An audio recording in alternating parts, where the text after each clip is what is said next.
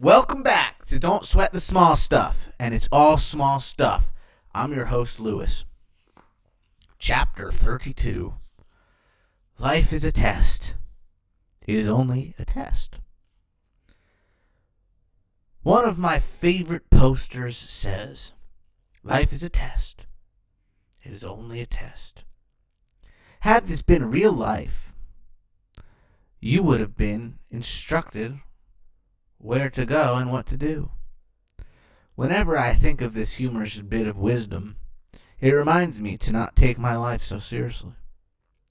When you look at life and its many challenges as a test, or series of tests, you begin to see each issue you face as an opportunity to grow, a chance to roll with the punches.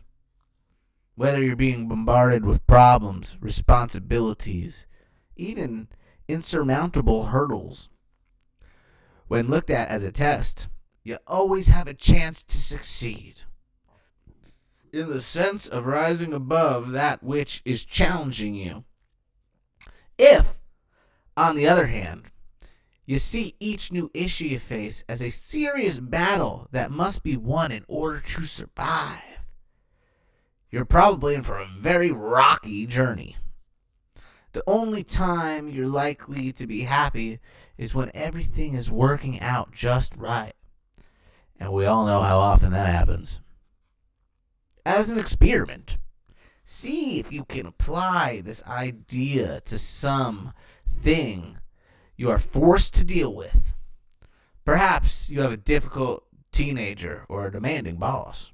See if you can redefine the issue you face from being a problem to being a test.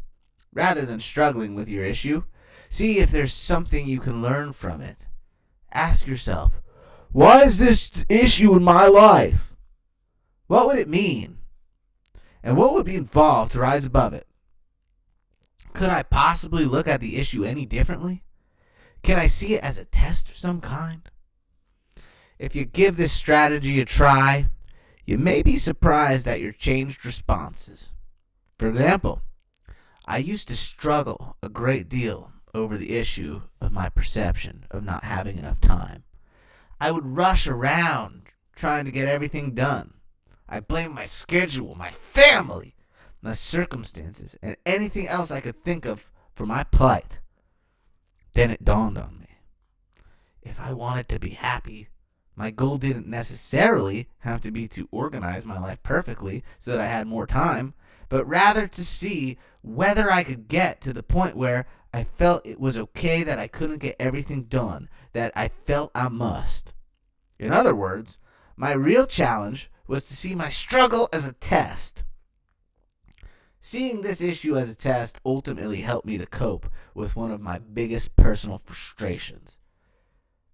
I still struggle now and then about my perceived lack of time, but less than I used to. It's become far more acceptable to me to accept things as they are.